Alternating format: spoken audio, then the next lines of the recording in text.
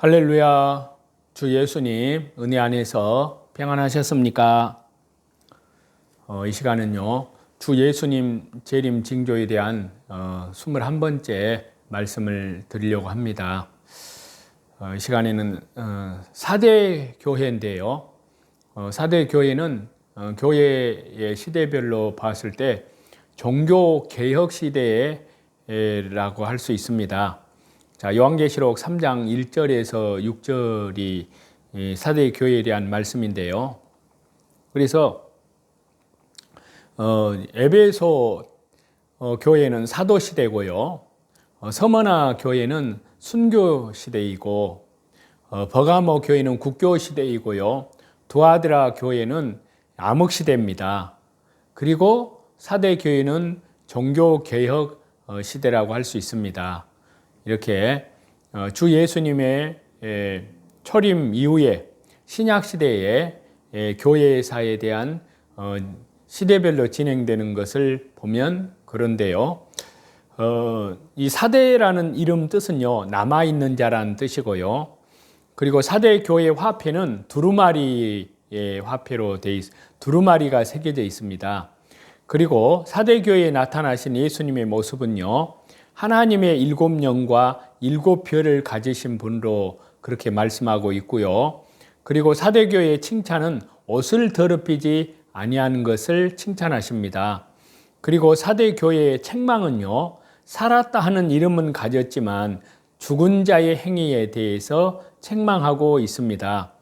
그리고 4대 교회의 권고사항은요, 회개하라. 어떻게 받고 어떻게 들었는지를 생각하라고 말씀하십니다.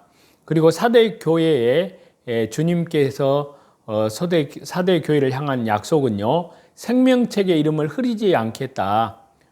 그 이름을 시인하겠다라고 약속을 해 주셨습니다. 이 4대는요, 에베소에서 동쪽으로 약 80km, 두아드라에서는 약 48km 지점에 위치하여 있는데요.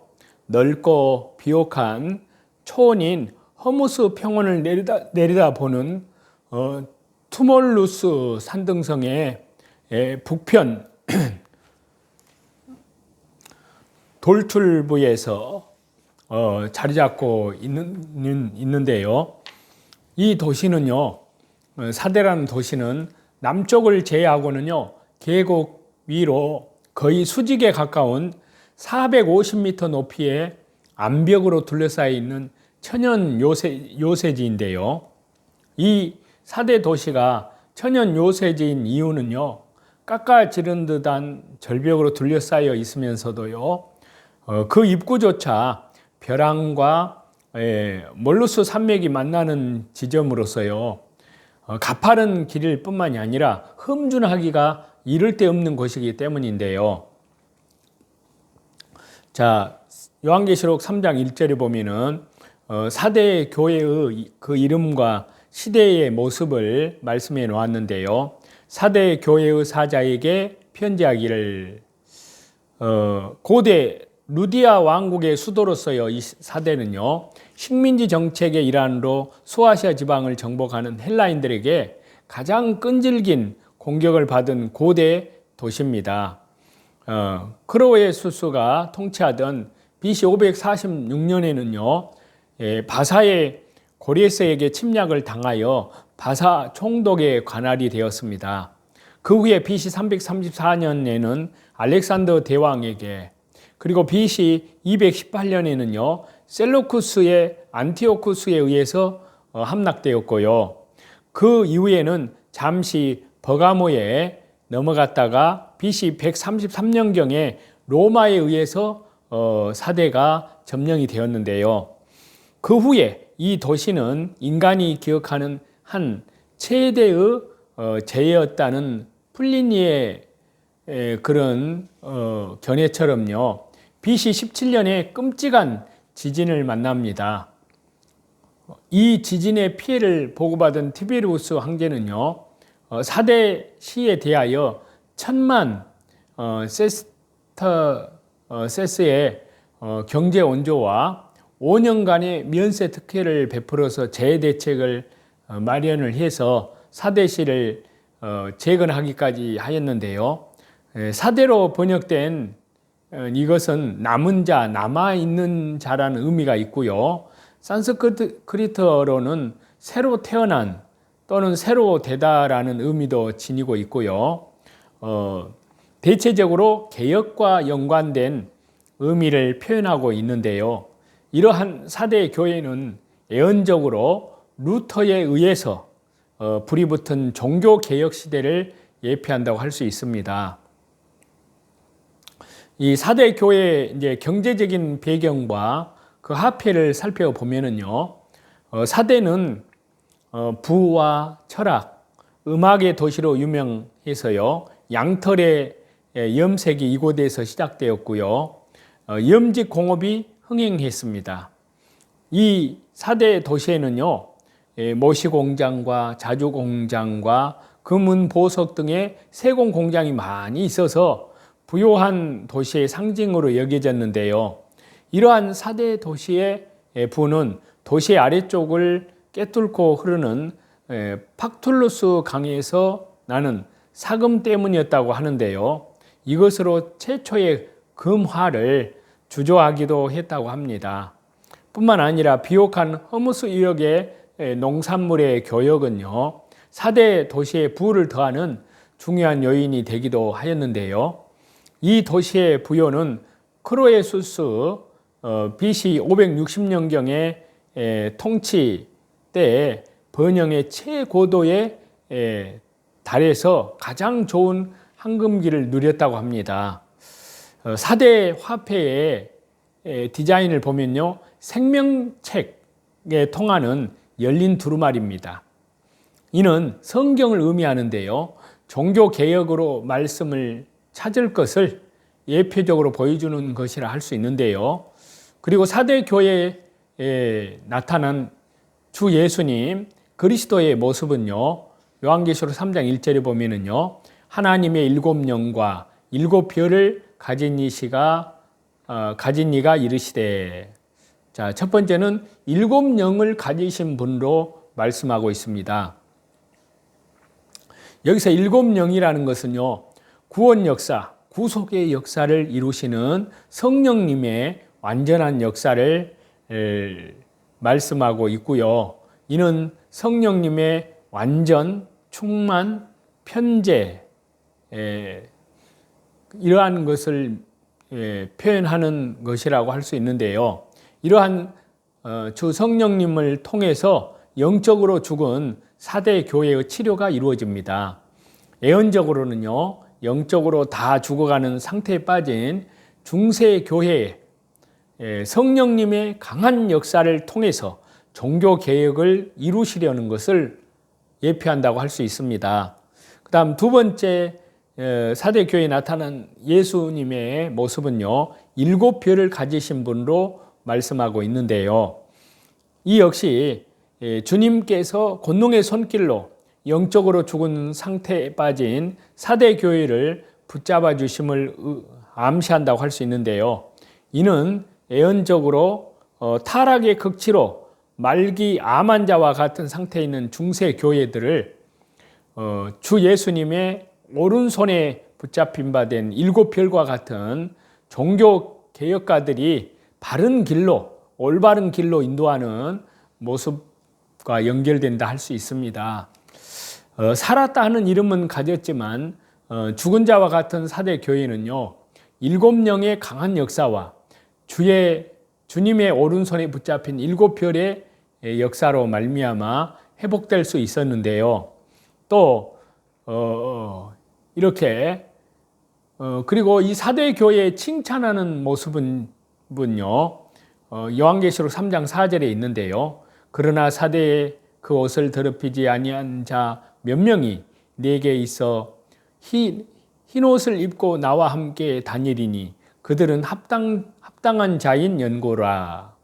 자, 사대 교회를 향해 주님께서는요, 옷을 더럽히지 아니한 몇 명을 칭찬하시면서 그들이 흰 옷을 입고 주님과 함께 다니리라고 하셨는데요.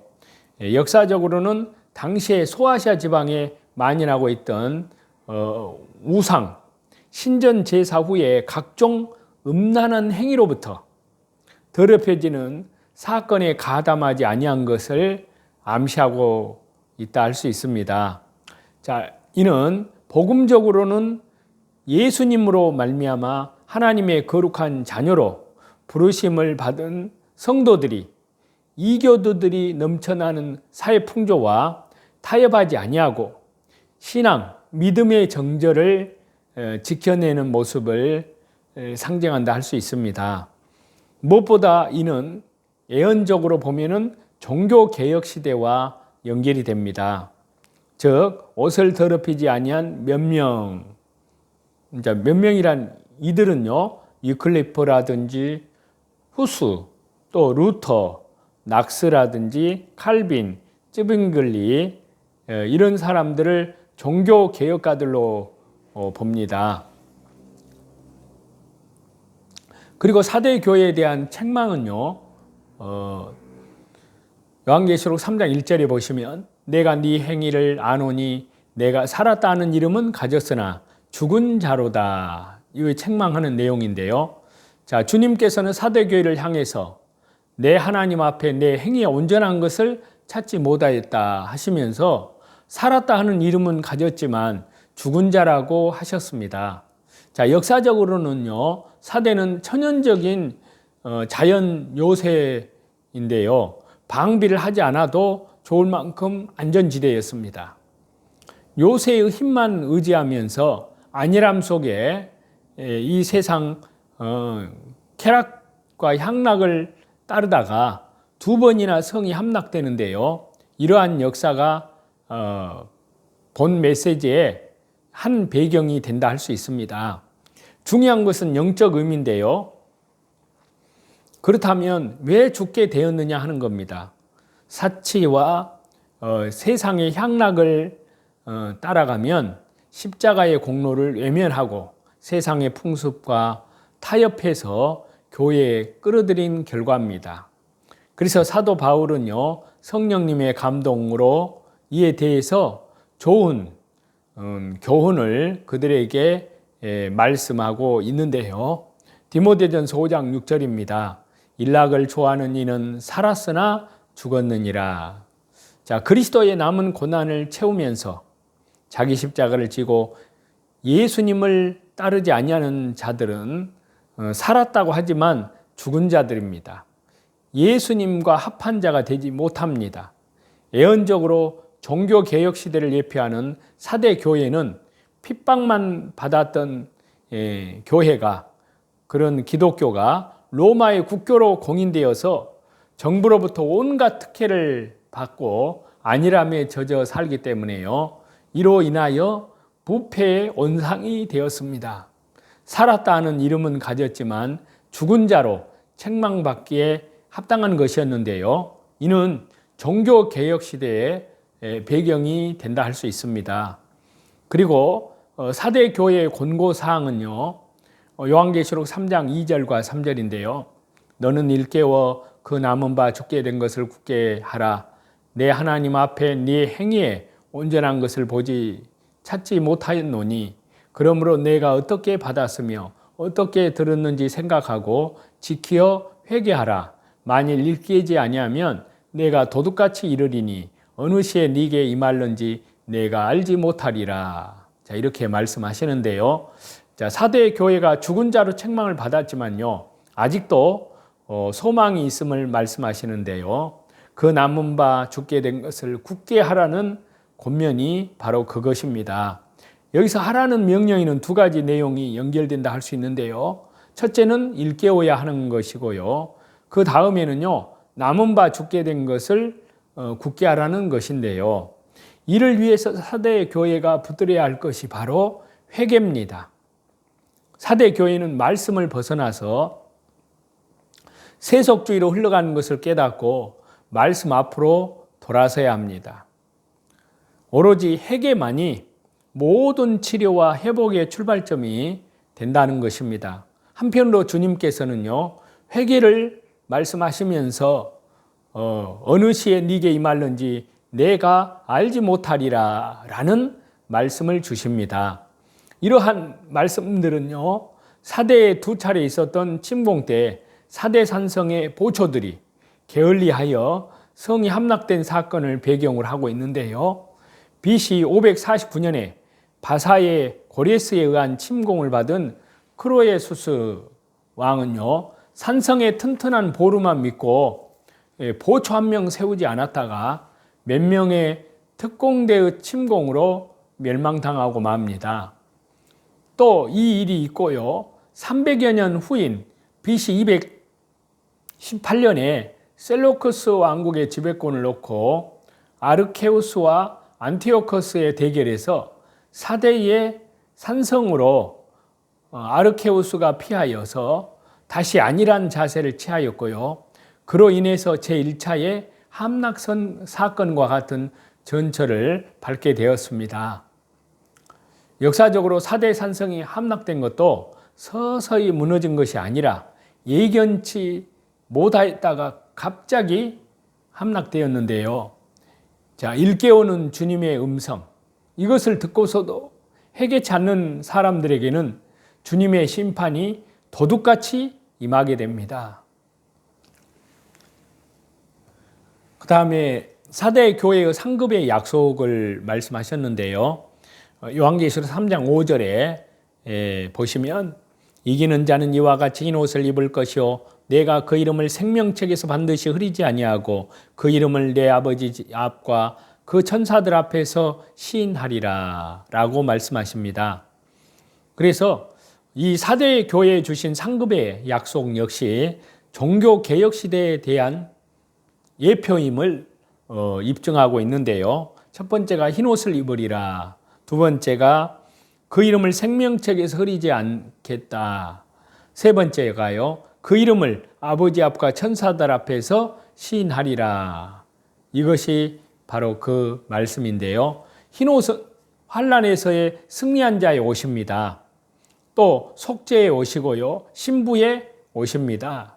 흰 옷은 또 흰색은 정결성, 공의, 거룩성, 신적인 권위, 그리고 존귀성, 청결성, 승리를 나타내고 있고요. 또 이름을 생명체에서 흐리지 않으리란 이 약속은요, 십자가의 대속의 은혜로 구속받음을 보증합니다.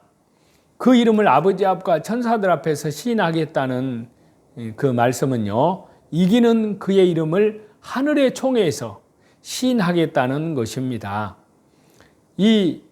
지금까지 이 모든 말씀은요, 역사적으로 그 당시에 사대 교회가 지니고 있었던 신앙적인 그런 믿음의 문제에 대한 주 예수님의 약속이 담겨진 그러한 말씀이지만요, 영적으로는 모든 시대 속에 동일한 신앙적인 문제에 처한 성도들에게 주시는 말씀이면서요, 또 동시에 예언적으로는 그리스도인이라는 이름만 지녔던 종교개혁 시대의 배경이 되는 중세 교회를 예표하는 내용을 의미한다 할 수 있습니다.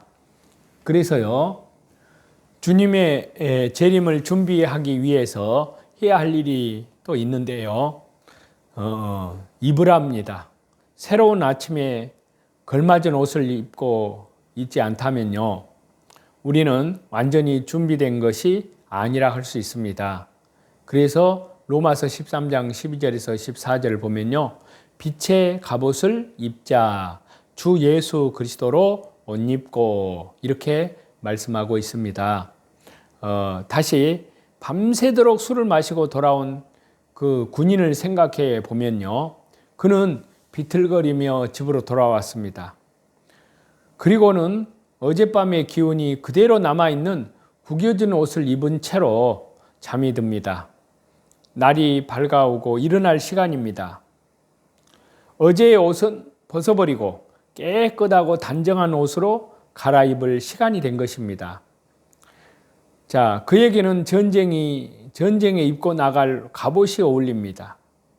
그리스도의 재림이 가까웠다고 해서 전쟁을 중단할 이유는 없습니다. 영적인 선한 싸움, 영적인 선한 전쟁을 말하는데요, 성경 어디에서도 하나님의 사람들에게 언덕에 멍하니 앉아 그리스도의 재림을 기다리라고 명령하지 않았습니다. 오히려 우리는 지금부터 그리스도의 재림에 이르기까지 통치자들과 권세들과 이 어둠의 세상 주관자들과 하늘에 있는 악의 영들, 에베소서 6장 12절에 있는 그 말씀대로요, 악의 영들을 대적하는 전쟁을 피할 수가 없다는 것입니다. 주님의 재림이 가깝다고 해서 그 전쟁이 가벼워지지는 않습니다.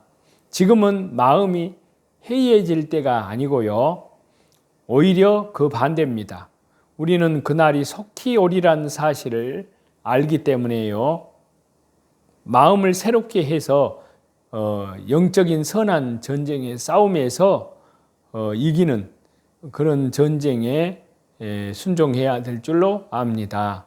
그래서 로마서 13장 13절에 보면요, 그러므로 하나님의 전신갑주를 취하라.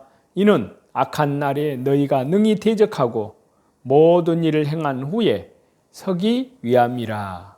다시 말씀드리면요, 병사로서, 군인으로서 우리의 임무는 아직 끝나지 않았다는 것입니다. 밤새 술을 마시며 쾌락에 빠져 있을 때가 아니다는 겁니다. 우리의 임무는 지금도 계속되고 있다는 것입니다. 언제든 대장이 찾아올 수 있습니다. 그래서 로마서 13장 13절에요, 낮에와 같이 단정히 행하고 방탕하거나 술 취하지 말며 음란하거나 호색하지 말며 다투거나 시기하지 말아야 할 것을 말씀하십니다.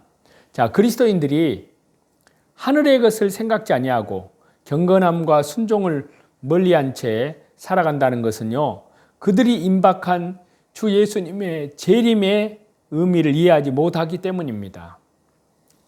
우리가 진정으로 우리 주님의 재림을 기다릴 때 그 복스러운 소망은 우리의 삶을 변화시킬 것입니다. 그날에 이르러 방탕하여 불순종하거나 그분의 이름을 수치스럽게 하는 일이 없도록 믿음을 잘 지켜 단정히 행할 것입니다. 주 예수님께서는 말씀하셨습니다. 마가복음 13장 35절에서 37절인데요. 그러므로 깨어 있으라. 집주인이 언제 올는지, 혹 저물 때일는지 밤중에 일는지 다굴 때일는지 새벽일는지 너희가 알지 못함이라. 그가 호련히 와서 너희가 자는 것을 보지 않도록 하라. 깨어 있으라. 내가 너희에게 하는 이 말은 모든 사람에게 하는 말이니라 하시니라. 아멘. 또 한 가지가 더 있는데요, 로마서 13장 14절이요. 오직 주 예수 그리스도로 옷 입고 정욕을 위하여 육신의 일을 도모하지 말라. 자, 우리가 영화롭게 될 때 우리는 주 예수님의 형상과 같게 될 것입니다. 인간으로서 그리스도를 닮을 수 있는 최고의 모습으로 변화될 것입니다. 그래서요, 그리스도를 닮아가는 것이 우리를 향한 하나님의 궁극적인 목적이라는 것을 압니다. 지금도 우리는 그분의 형상을, 주 예수님의 형상을 닮아가는 성화의 과정 가운데 있는데요, 우리가 은혜 가운데 자라갈수록 우리의 모습은 더욱 더 그분을 닮아갑니다. 그래서 우리는 그리스도의 성품과 거룩함을 드러낼 수 있어야 하는데요, 그래서 빌립보서 2장 5절에 보면요, 너희 안에 이 마음을 품으라. 곧 그리스도 예수님의 마음이니. 자, 우리는 예수님의 형상대로 다시 성화되어야 합니다. 그리스도를 따라 마음과 행동이 변화되어야 하는데요, 그리스도의 마음을 품어야 하는데요, 주님의 자체를 따라가야 하는데요, 사도 바울은 그리스도를 닮아가도록 갈라디아 성도들을 목양하는 것을 해산의 고통에 비교해 있습니다.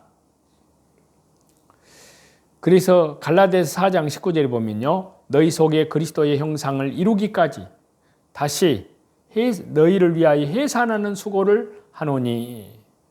자, 고린도 성도들에게도 성화가 무엇인지 그리스도를 따라서 변화되는 과정이라고 그렇게 가르쳤습니다. 그래서 고린도후서 3장 18절에 보면요, 우리가 다 수건을 벗은 얼굴로 거울을 보는 것 같이 주님의 영광을 보매 그와 같은 형상으로 변하여 영광에서 영광에 이르니 곧 주의 영으로 말미암음이라. 자, 즉 우리는 그 궁극적인 목적을 따라갈 때 점점 높은 차원의 영광을 경험하게 되는데요. 그래서 너희 안에 이 마음을 품으라 곧 그리스도 예수님의 마음이니, 이것이 예수님을 닮아내기 위한 성화를 위한 명령의 말씀이라고 할 수 있습니다.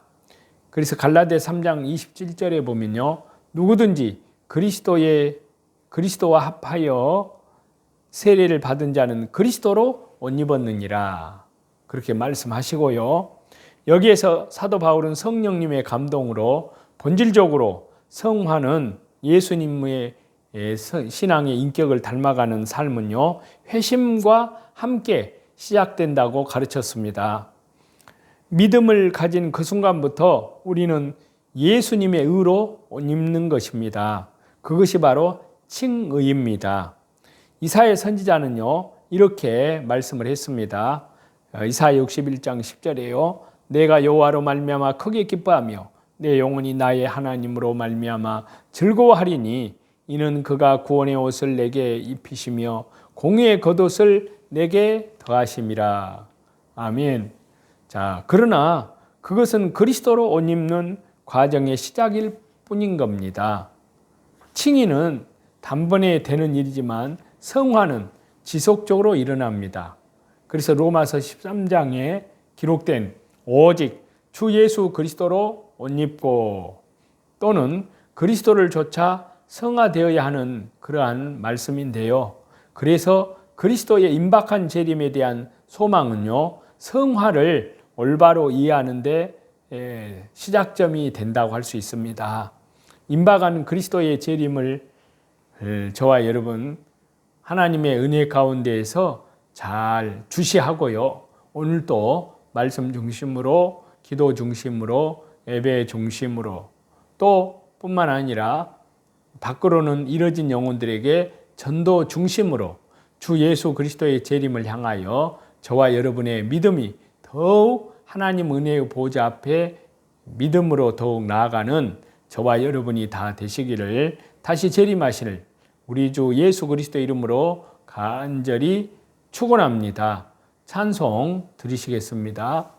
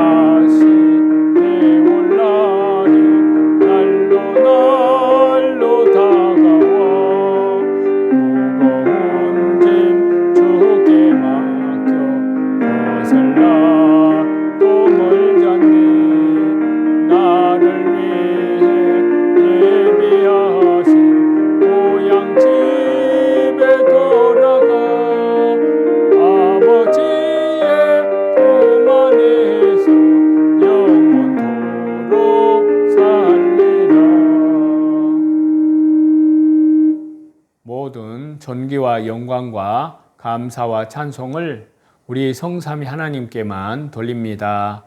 감사합니다.